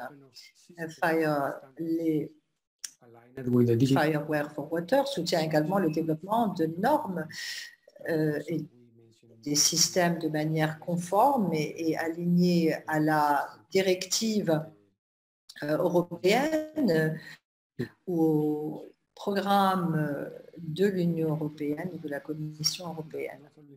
Nous devons également garder à l'esprit que non seulement d'ailleurs Fire for Water, mais d'autres programme d'innovation digitale, tout gravite autour des données, du contexte des données, à savoir les water facts, les faits autour des ressources de l'eau, à savoir décrit de manière précise ce qui existe, quand et comment et pourquoi. Alors, non seulement nous avons la possibilité d'avoir les faits de l'eau en temps réel, mais également comprendre les comportements de ces faits de l'eau en temps réel. Nous pouvons donc gérer le concept d'innovation digitale dans le cadre de ce projet, de ce contexte donné, les Water Facts. Et enfin, et pas des moindres, Fire for Water évite justement les barrières à l'entrée et Fire for Water, justement, évite justement le blocage de certains commerciaux, notamment avec des vendors, pour la mise à disposition des modèles de données smart, communes, interopérables et avec une interface standardisée ouverte. Et ceci a trait à ce qui était dit tout à l'heure, donc la disponibilité des données et qui réduit justement le risque en termes de capitaux et d'investissement d'amorçage pour les petites et moyennes entreprises ou les startups dans leur phase de démarrage. Bien, je vous remercie infiniment pour votre attention et vous avez mon email. Merci beaucoup, Fernando. Là, avec cette présentation, après le détour sur les expériences même à l'intérieur du projet, on prend à nouveau un petit peu de recul pour voir effectivement ce qu'à l'échelle de développement de la plateforme Fire for Water, les opportunités vis-à-vis des organismes de bassin. Donc là, Fernando a pu vous lister effectivement en termes de gestion les avantages et on retrouve les différents points qui ont été, c'est plutôt rassurant quelque part parce qu'on retrouve effectivement les points qui ont été énoncés plus haut par Monsieur Tardieu sur les besoins et la manière dont l'innovation digitale dans le monde de l'eau peut venir soutenir les actions des organismes de bassin. Pour clôturer cette partie de partage d'expérience, je vais à présent laisser la parole à Cyprien Nanou, de PDG en Roumanie, qui a la tâche au sein du projet de se rapprocher des municipalités pour effectuer ce même travail de concordance de ce qui est développé dans le projet et le rendre utile par rapport au travail, cette fois-ci à l'échelle de la ville. Donc, Cyprien va pouvoir nous faire un premier retour en fait, des besoins exprimés par les municipalités, puisque cette action similaire à celle que nous avons avec les organismes de bassin a démarré avec les villes la semaine dernière. Donc, Cyprien, normalement, vous est possible de partager votre présentation. Si ce n'était pas le cas, je peux faire, comme je viens de le faire, un partage à partir de mon écran. La parole est à vous. Thank you, Natasha. You have to imagine that. Can you Merci hear me? Natacha, vous m'entendez? Alors imaginez-vous que vous devez vous rappeler que quand Natacha ne m'a donné que 5 minutes pour cette présentation, c'était très très difficile pour moi. Alors, parce que vraiment, le fleuve est très très long. Mais je vais tenter d'aller plus loin, plus vite que le fleuve. Vous avez écouté mon collègue, d'abord avec Philippe et en terminant avec Fernando, et qui ont évoqué les différentes applications et les solutions technologiques, etc. Mais ce qui manque peut-être ici, et ce qui est essentiel dans le cadre de ce projet, eh bien, c'est la participation des villes. Their understanding for et leur compréhension des ressources en eau et de ce que nous faisons d'ailleurs à ce titre en Roumanie dans le cadre des projets roumains. Alors, sur le bassin du Danube, nous avons beaucoup de cultures, des foisonnements de langues. Et au tout début de ce projet, il m'a semblé qu'il fallait une grande coopération entre les municipalités, les citoyens et l'organisation de bassin. Alors ici, la présentation s'articule sur comment traduire ce projet dans les esprits et dans les bureaux à proprement dit des organisations de bassin. 18 months ago, when we started the project, we also know Danube et dans les municipalités du Danube. Alors, quand nous avons démarré le projet il y a 10 ans du Danube, est en fait notamment en amont, se situe en Europe de l'Est, avec quelques exceptions à Bucarest, avec qui ont quelques partenaires français. Ce que j'ai également découvert, c'est que les agences de l'eau ont leur propre département d'informatique avec quelques agents ou fonctionnaires qui sont dans leur bureau et qui n'ont pas vraiment la bonne source, ouverture ou énergie pour parler à leur hiérarchie en leur disant « écoutez, nous voulons faire des choses et avancer sur le plan technologique avec des applications et des logiciels très limités qui sont au sein des entreprises. » Alors, du fait de cette appropriation publique, nous avons découvert qu'il y avait vraiment une volonté très limitée de coopérer, non seulement au sein des entreprises d'ailleurs, par rapport à ces applications innovantes, mais non seulement autour de la coopération sur les questions digitales, mais aussi entre les entreprises même, il y a très très peu de coopération. C'est la raison pour laquelle j'espère eh bien, ne pas être méchant en disant que l'Europe de l'Est n'aime pas trop, n'est pas très, eh bien, n'est pas très riche en innovations digitales. Alors ici, il s'agit en fait de renforcer cette coopération et nous invitons l'ensemble des agences de partager avec nous leur expertise dans le secteur de l'informatique et des technologies de l'information. Et nous avons commencé justement à travailler sur ces questions en les sensibilisant sur les questions d'engagement politique et social. En Europe de l'Est, nous pensons que les contrats pour les prestataires de l'eau et l'approvisionnement de l'eau entre les municipalités et les entreprises de l'eau ne sont pas toujours en conformité avec les besoins des citoyens. Donc, dans les 15 dernières années, il n'y a pas vraiment eu de questionnaire identifié ou établi pour connaître les besoins. Donc là, il va falloir faire en sorte qu'il y ait plus de coopération entre les municipalités, les utilisateurs de l'eau, les consommateurs à savoir, et les sociétés de l'eau.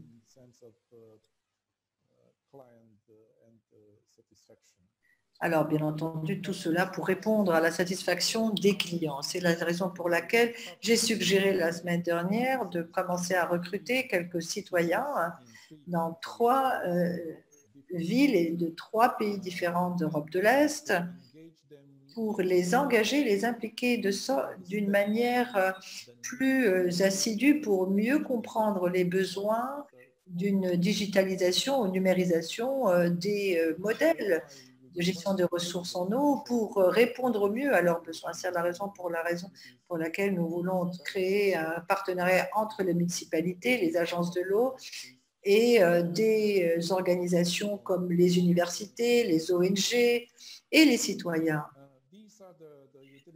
Voilà quelques-unes des agences de l'eau qui ont été d'ailleurs assez enthousiastes à coopérer au démarrage de notre projet, dans la phase initiale de notre projet en Europe de l'Est. Voilà donc les noms des sociétés, Aquateam.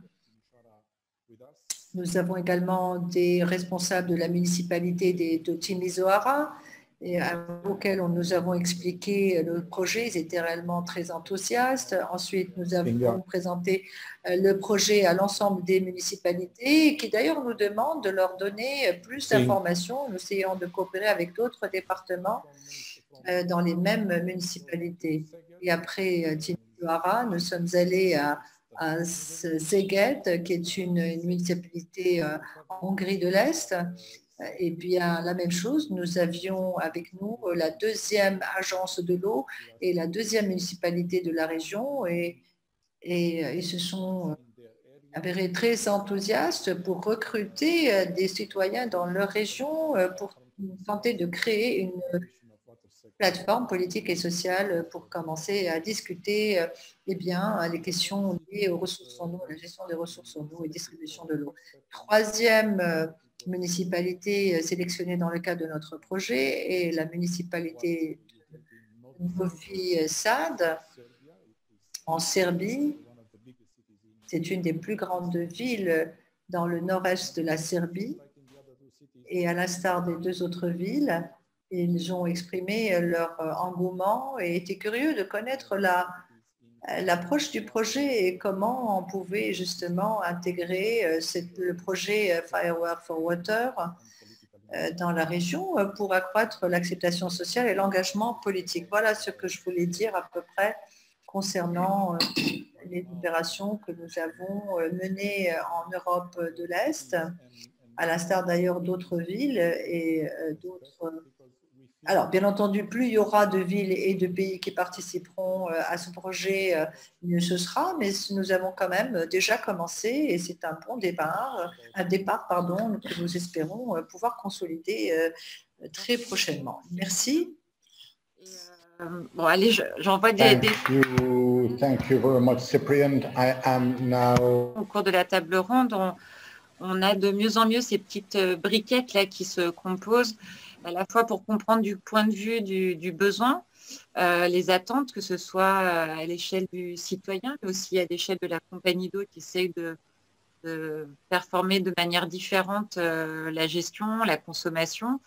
On voit aussi qu'avec les pays et les villes le long du Danube, les questions sont peut-être à des stades un petit peu différents. C'est vrai que c'est un petit peu nouveau aussi pour certains d'entre nous d'entendre que la notion de besoin ne se révèle pas peut-être de la même manière et qu'il y a aussi un travail où on est plus sur l'éveil des consciences à réaliser en amont même de pouvoir traiter ces questions sur le digital.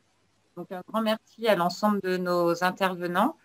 Et j'ai vu donc que des questions ont commencé à apparaître sur le chat. J'ai essayé de les prendre au fur et à mesure. Merci à Fernando et à François qui ont commencé à répondre sur les questions plus techniques de la plateforme Fiber for Water. Mais peut-être pouvons-nous commencer avec une question sur l'obsolescence des technologies et des données. Parce qu'effectivement, on a cet enjeu de collecte de la donnée pour lui donner du sens. On utilise des outils qui sont développés, comme Lydia disait tout à l'heure, comme des petits adaptateurs qui vont permettre l'interopérabilité entre les données. mais comment agit l'obsolescence des technologies sur le développement de ces technologies, sur leur obsolescence? Comment donc le temps qui passe vient défaire certaines innovations? Peut-être pour apporter des premiers éléments, je pourrais m'adresser à Philippe Cousin. Donc cette question de l'obsolescence des technologies. Et Fernando, par la suite, si vous voulez aussi apporter des éléments complémentaires. Philippe, si tu veux répondre à la question. D'abord, ce qui est intéressant, c'est de baser sur la normalisation déjà, donc ou baser sur des systèmes, des communautés qui mettent toujours à jour la technologie, donc il n'y a pas un phénomène de rupture, parce qu'il y a un phénomène d'évolution.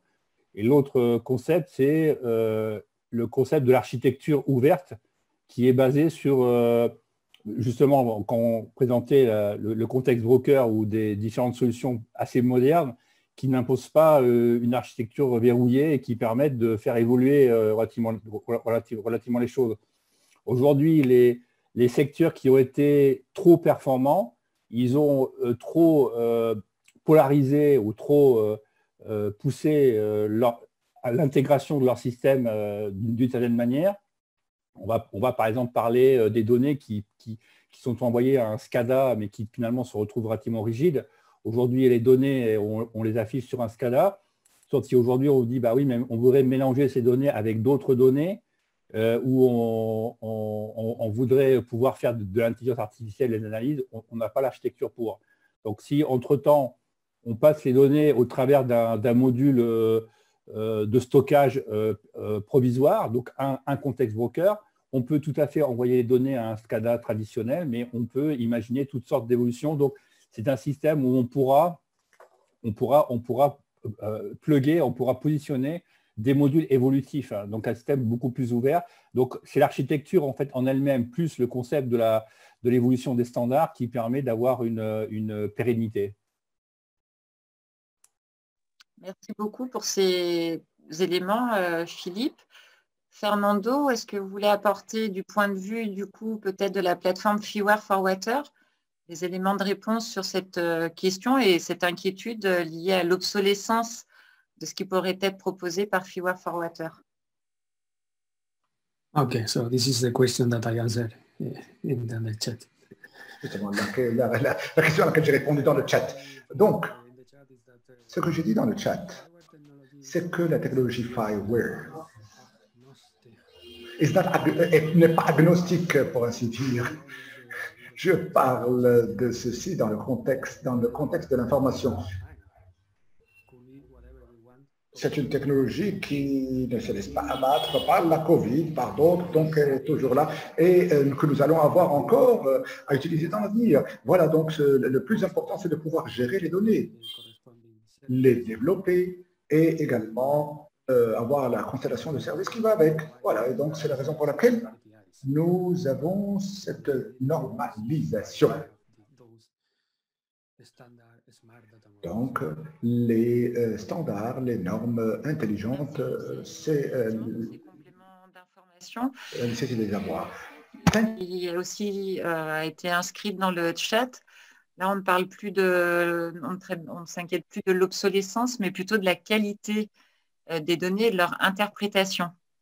Alors, peut-être pour répondre à cette question, je pourrais me tourner vers Lydia. Comment, du coup, avec l'ensemble des outils qui sont développés, peut-on s'assurer du maintien de la qualité de la donnée pour qu'elle ait vraiment un sens dans l'activité de gestion, que ce soit des organismes de bassin ou des compagnies d'eau? Well, thank you. Merci beaucoup, merci. Oui, il nous faut faire le distinguo entre deux éléments importants. D'abord, la qualité des données, qui est une question à part entière. Et la deuxième problématique, c'est comment transmettons-nous les données de bonne ou de mauvaise qualité, peu importe, à un autre organisme / serveur ou utilisateur. Voilà, quel que soit l'utilisateur, quel qu'il soit du monde. En fait, l'utilisation de Fireware ne garantit pas pour autant que la qualité des données sera bonne ou d'ailleurs mauvaise, ou parfaite, ou Non, ce n'est pas pertinent, pardon, du tout, de transmettre les données de manière normalisée, comme si elles avaient été adaptées, mais il n'y a rien à dire. On ne peut pas dire que la qualité des données que vous transmettez est bonne. Si votre capteur est éteint, ça veut dire que les données que vous transmettez ne sont pas bonnes. Si vous avez un préprocesseur de traitement de données qui traite les données et qui détecte une anomalie, ou un pré-traitement qui dit que ces données sont bons et que je ne sais pas si je vais les transmettre, si quelque chose se produit en transmission, ou alors après la transmission, tout ceci n'est pas bon. Donc le fait de transmettre les données, échanger les données n'a rien à voir avec la qualité des données que vous échangez. Voilà, donc ce sont deux choses différentes dont il faut faire le distinguo. C'est là justement où Fireware for Water prend toute son ampleur. Ici, notamment lorsqu'il s'agit des eaux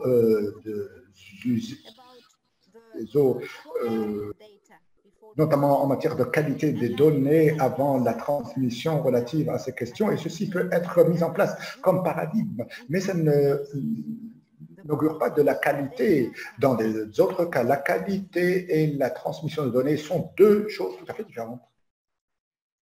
Merci beaucoup, Lydia, pour ces éléments qui apportent effectivement un éclaircissement nécessaire avec ces distinctions que vous rappelez.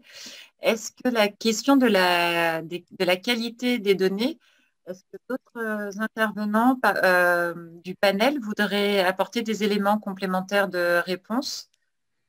Peut-être dans le cas de ADAP, Stelios, la qualité de la donnée dans ce que vous avez en tant que solution, que vous développez en tant que solution, quel est son rôle, comment est-ce que vous l'anticipez, comment est-ce que vous prenez ça en compte? Well, if you ask, si vous nous posez la question sur la manière dont on peut mesurer la qualité et la quantité au passage de l'eau, de la qualité, je dirais que l'utilisation expérimentale de Fireware for Water, vous savez que le projet n'est pas encore à sa fin. Nous sommes à mi-chemin dans la réalisation de ce Fireware for Water. Nous avons commencé avec deux paramètres, l'un afférent à la quantité et l'autre afférent à la qualité et la turbidité. Comme je l'ai déjà mentionné, montré auparavant, concernant ADAP, nous avons un transfert sur 500 km de l'eau, si bien que nous avons plusieurs systèmes dits legacy, conventionnels, avec moult de protocoles, et je suppose que nous attendons, du moins, nous attendons à ce que Fireware for Water et que sa plateforme puisse nous permettre de surmonter ce problème-ci. À mon avis, les deux paramètres qualité et quantité, et le deuxième étant la turbidité, et l'autre étant le carbone organique total, qui sont mesurés par les paramètres 2,4 nanomètres. Ce sont les deux principaux paramètres que les opérateurs du système de gestion appliquent et que ces derniers d'ailleurs doivent utiliser comme élément de prédiction, comme prédicteur. Pour ce qui concerne la chloration va avoir avec la teneur en carbone organique total et également la flocculation, l'évapotranspiration et notamment toutes les autres questions techniques qui ont trait à la turbidité. Si bien que si nous connaissons la turbidité à l'avance, qui arrive au niveau de la station de traitement de l'eau dans les 5 à 10 heures précédentes et en ayant ces mesures sur une plateforme à l'instar de Fireware for Water, ceci est préférable pour nous. Vous voyez, le fait de connaître ces informations à l'avance. Si j'ai bien compris votre question, c'est, je pense, la bonne réponse à votre question. Merci. Et maintenant, pour un complément des informations et de la perspective ADAP, je voudrais donner la parole à Essignos Likras. Oui, à vous la parole. Je voudrais aussi abonder dans le sens de mon collègue. Que exactement? Nous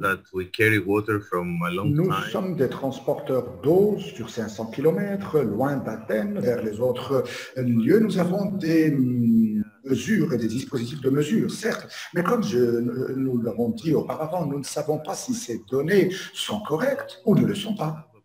Si bien que nous avons un plan de maintenance, de contrôle qualité, avec un certain nombre de capteurs, mais lesquels sont réalisés à un moment donné dans le temps. Et un capteur peut facilement tomber en panne à quelque moment que ce soit. Aussi, nous nous attendons à ce que un tel programme, je veux dire Fireware, nous permettrait de lancer, de faire des calculs d'un certain nombre d'algorithmes pour nous assurer si les données sont correctes ou ne le sont pas. À titre d'exemple, lorsque, par exemple, on utilise des capteurs, il existe une différence statistiquement significative. L'algorithme peut savoir s'il y a une différence, si celle-ci est due à quelque chose qui s'est produit au niveau du cours d'eau, ou alors si c'est l'un des capteurs qui n'a pas pris la bonne mesure. Oui, et la réponse, nous attendons à ce que Fireware for Water nous donne justement cette arme, ce dispositif, cet algorithme ou un ensemble d'algorithmes qui nous aidera à nous assurer si les données sont correctes ou non.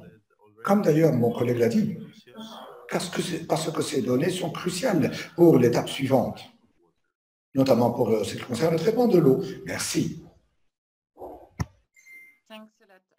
Merci beaucoup. Je pense que it's very good additional information, and this allows us to go directly at the very heart, at the quality of the data, not for the datum in itself, but for what this datum or these data are going to allow us. And I really much liked when you said the good arm, to be able to face the challenge of data and to ensure that all of these give us the relevant results when it comes to our treatment. We had a series of questions that had to do with technology and that related to the platform. Now, in relation to the presentation that we have had so far, we've received some information that rather relate to the citizens/users of all of these technologies. And I would like, and more particularly, address Cyprian, maybe to talk about this notion of how to commit to work with the user, and how do you see or perceive the Fireware for Water contribution/input. And in the Southwest Water, we are here in mid-project. What would be, according to you, the key elements that innovation in the development of applications could bring to you? That's the first question for Joshua, and I would have one for Cyprian right after that. Je pense que si nous pouvons utiliser l'application prototype, par cela, je veux dire l'application Smartware ou Beta, où les utilisateurs, les abonnés pourraient connaître, faire une lecture à mi-chemin de ce que sera la consommation mensuelle. Et donc là, ça nous permettra ce que ceci apportera comme contribution pour améliorer le comportement. Parce que pour l'instant, nous savons évidemment que une facture plus élevée veut dire que les gens seront moins contents, moins propices à vouloir consommer davantage. Donc, il serait bon peut-être de démontrer auprès de ces personnes-ci de manière fort conviviale comment ils peuvent, à travers des graphiques, à travers des activités ludiques, des jeux de rôle, des comparaisons, tout ce qu'on peut faire à travers l'application pour que nous puissions vraiment connaître les éléments qui stimule les différents groupes et à travers un certain nombre d'initiatives différentes, parce que de la sorte, nous envoyons des centaines de milliers de livres et autres dans les outils pour mieux utiliser l'eau du robinet, à la douche, pour arroser le jardin, etc., etc. Voilà, ce qui serait bon, c'est que nous puissions vraiment démontrer le bien fondé de l'outil, de l'application, et que nous puissions récolter les bénéfices d'ailleurs mutuellement. Si nous leur donnons une application aux utilisateurs qui comparent leur consommation par rapport à celle de leurs voisins, ceci va peut-être les aider, les stimuler à réduire leur consommation pendant une semaine, puis par la suite 3 semaines, puis par la suite ça s'instille un peu dans leurs habitudes. Nous ne savons pas, mais nous espérons que d'ici la fin du projet, nous pourrons trouver réponse à l'ensemble de ces questions. Et notre business plan, notre stratégie va d'ailleurs s'adonner à réduire la facture énergétique, notamment de l'eau des citoyens. Alors, ce qui est important ici, c'est l'innovation basée sur la preuve, fondée sur la pratique. Et donc, pour permettre aux consommateurs, à travers plusieurs démonstrations, de réduire la facture. Et maintenant, sur la base de ceci, Cyprien, quel serait pour le Danube et pour les villes alentours, quelle serait selon vous la marche à suivre? Quelles seraient selon vous les preuves dont vous aurez besoin pour aller dans ce sens, abonder vers cette situation? Vous pouvez démontrer d'un côté et confronter les municipalités à la manière de gérer l'eau jusqu'à présent.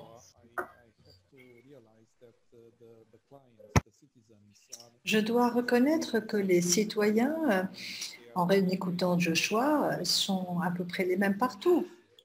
Ils font entendre leur voix quand les prix de la tarification changent dans leur zone. Et il me semble que les lignes sur lesquelles nous travaillons, notamment les différentes orientations mises en place dans le bassin du Danube, eh bien, tendent à transformer non seulement les résultats des projets d'information, de technologie de l'information, mais travaillent également sur la qualité des informations que nous mettons en place pour démontrer ce qu'ils peuvent faire aux municipalités. Mais pour moi, la ligne ou l'orientation la plus importante, c'est de créer une forme de triangle dans le développement des technologies de l'information entre Mobisat, Timisoara et Szeged, car nous parlons pour le moment où nous parlions avec eux de manière scindée et séparée, mais l'étape suivante, ce serait de les réunir dans une même salle, et ce serait donc non seulement une salle virtuelle, mais également une salle en présentiel, attirer vers nous et impliquer d'autres prestataires de services de technologie de l'information et d'autres prestataires, et tenter de créer des projets soutenables dans la gestion des ressources en eau et des stratégies durables. Commençons d'abord par le Digital Water. Là aussi, il y a énormément à faire, mais quand on parle des experts de l'information, des technologies de l'information, ils ne pensent pas toujours à une coopération avec les citoyens ou les municipalités. Donc là, il s'agit d'un projet de grande envergure et qui peut nous amener à les faire travailler ensemble de manière triangulaire. Et pourquoi pas, à travers la plateforme Fireware for Water, eh bien, ce serait, on pourrait peut-être voir comment une agence en Hongrie pourrait se rapprocher à une autre agence de l'eau au Royaume-Uni et travailler ensemble à travers la même plateforme. Ce serait effectivement un outil extrêmement intéressant de promotion de la coopération, y compris à l'intérieur de l'Europe de l'Est qu'en dehors des frontières de l'Europe de l'Est. Merci beaucoup. Merci infiniment. Intéressant et qui participe justement à mieux comprendre à ce stade du projet quelles peuvent être les opportunités pour les organismes de bassin, ce qui me fait une transition toute toute naturelle pour adresser une dernière question à M. Tardieu par rapport à l'ensemble des présentations et des échanges qui ont pu avoir lieu au cours de cette table ronde, ayant en tête les points que vous avez mentionnés lors de votre intervention. Un petit retour peut-être à chaud sur les perspectives entre Fewer for Water et le RIOB. Maintenant, on a peut-être une meilleure compréhension de ce que peut livrer le RIOB. Et du coup, la question est comment pensez-vous qu'il serait possible peut-être de mobiliser certains réseaux, certains bassins du RIOB pour participer à cette aventure de Fewer for Water? Merci, Natacha. Effectivement, je confirme qu'il sera intéressant pour un certain nombre d'organismes de bassin de toucher plus concrètement du doigt les possibilités ouvertes par un certain nombre d'innovations. Alors, selon quelle modalité, je crois que c'est au projet justement de pouvoir le définir. En tout cas, moi, un facteur de succès que j'aimais ou que je confirme à nouveau, c'est vraiment cette possibilité de faire le lien entre les nouvelles technologies et les usages qu'on peut en faire au sein des organismes de bassin. L'une des particularités que je n'ai pas mentionnées tout à l'heure, c'est que les équipes permanentes des organismes de bassin ne sont pas forcément composées de techniciens des nouvelles technologies, de techniciens du numérique. Et donc, je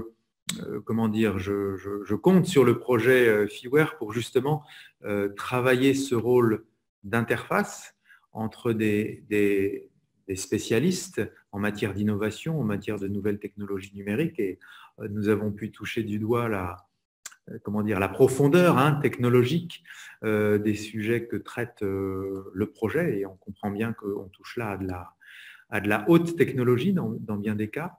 Donc, comment interfacer cette technologie avec les équipes humaines des organismes de bassin? Je pense que ce sera un sujet d'interaction sur lequel justement le RIOB pourra utilement contribuer, dans cette logique à la fois d'outiller les équipes de permanents des organismes de bassin et aussi en même temps, vraiment je pense que c'est important de l'avoir en tête d'emblée, d'outiller les organismes de bassin non seulement au plan technique mais aussi au plan politique, au plan de la décision. Et il y a énormément d'aspects sur lesquels je reviens qui seront intéressants pour les bassins, de l'ordre de la mobilisation des acteurs, de la participation citoyenne, vraiment de ce retour des usagers ou de cette capacité offerte par les nouvelles technologies de mobiliser les usagers. Et ce sera sûrement un point intéressant aussi pour les organismes de bassin qui ont toujours un peu la notion d'identité de bassin est quelque chose qui fait un petit peu défaut. On habite dans telle ville, on est dans telle région administrative, sans parler de tel ou tel pays, évidemment, en Europe. Il est rare qu'on s'identifie par rapport à son bassin. Et donc, ça peut aussi être un sujet intéressant sous cet angle-là. Voilà, pour ne pas redire tout ce qui a déjà été dit tout à l'heure. Et bravo pour la qualité des présentations. Merci pour ces éléments, je pense qu'ils nous aident à clôturer effectivement sur une touche d'ouverture à l'échelle du territoire du bassin et des enjeux reliés à ce territoire.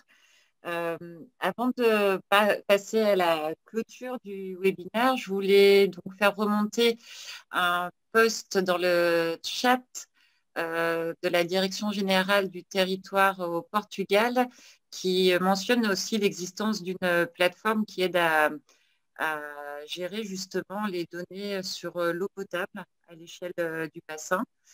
Vous avez aussi une invitation de la part des organisateurs à l'échelle du bassin, mais je vais revenir dans mes propos pour conclure.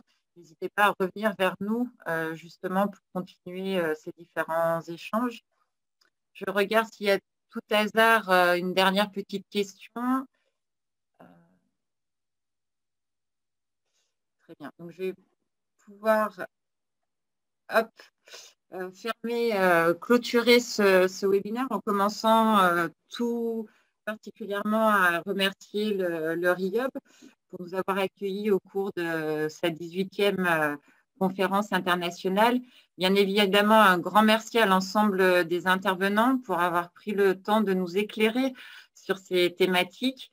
Et comme je le disais, moi-même, je suis plutôt sur la communication, donc la partie technique, mais plus étrangère. Mais suite à ces présentations, je comprends davantage et j'imagine que ça peut être le cas pour d'autres personnes. Et aussi un merci à nos intervenants pour avoir su s'exprimer, parce que ce n'est pas forcément évident, pour avoir su s'exprimer dans un langage de non-expert. Parce que quand on parle de transfert de la recherche, souvent ce petit maillon manquant, c'est le langage compréhensible quand on quitte sa zone d'expertise. Donc un grand merci à l'ensemble de nos intervenants pour avoir accepté de s'exprimer et d'être compris du coup dans un langage qui n'est pas exactement le leur. Bien évidemment, un grand merci à l'ensemble des participants puisqu'on a pu voir le maintien quand même d'un nombre de participants quand même assez soutenu tout au long de ces 2 heures qui nous ont entraînés quand même sur des discussions et des thématiques qui ne sont pas forcément évidentes. Ce que je voulais vous rappeler, c'est que ce webinaire s'inscrit vraiment dans une démarche qu'on initie avec ce webinaire, mais qui ne s'arrête pas à la fin de ce webinaire, dans une démarche pérenne qui a vraiment pour objectif d'enclencher justement ce dialogue avec les organismes de bassin. N'hésitez pas à revenir vers moi. Vous avez sur le slide mon email, mais aussi vous trouverez les informations sur le site internet. Vous pouvez nous suivre sur les réseaux sociaux. On essaye de communiquer le plus d'informations possible sur les activités du projet, que ce soit sur nos démos case où sont développés nos petits laboratoires, où sont développées les solutions, que sur les démos network. Là, ça peut être nos réseaux sur lesquels on va essayer de faire grandir cette connaissance, cette conscience de l'eau digitale et la démonstration dont on a parlé tout à l'heure sur le besoin d'avoir des solutions qui ont été démontrées. Donc, toutes ces informations sont disponibles au fur et à mesure, au fil de l'eau, pour reprendre une expression qui nous est chère, au fil de l'eau sur nos réseaux sociaux. Et un point aussi, puisque l'objectif, c'était de pouvoir identifier certains besoins. Et grâce aux interventions notamment de M. Tardieu, on a une meilleure idée du point de vue, si on met, comme on dit en anglais, les chaussures de l'organisme de bassin, quels pourraient être les besoins. Mais si dans les participants d'aujourd'hui, des organismes ont déjà des besoins assez bien identifiés, l'une des prochaines activités du projet Fewer for Water est l'organisation d'un défi aux développeurs, aux porteurs de solutions, SME Challenges en anglais, qui aura justement pour vocation de collecter des besoins pour, sur un temps donné, développer la solution d'innovation, la solution digitale adaptée à ce besoin. Donc, si d'ores et déjà vous voulez davantage d'informations, n'hésitez pas à contacter Andrés Terrado. Vous avez son email aussi sur le slide, qui est en charge de l'organisation de ce challenge. Et bien évidemment, nous, on continuera à communiquer sur nos réseaux sociaux sur cette activité. Donc, à nouveau, un grand merci à l'ensemble des intervenants. Vous les avez une dernière fois avec leurs noms et leurs organisations sur ce dernier slide. Je rappelle aussi que ce projet Fewer for Water est financé par la Commission européenne. Et à mon tour, pour une dernière, de vous adresser tous mes remerciements, aussi bien sur votre engagement pour les participations que sur les présentations. Merci beaucoup. Bonne chance à tous. Merci infiniment. Merci, merci.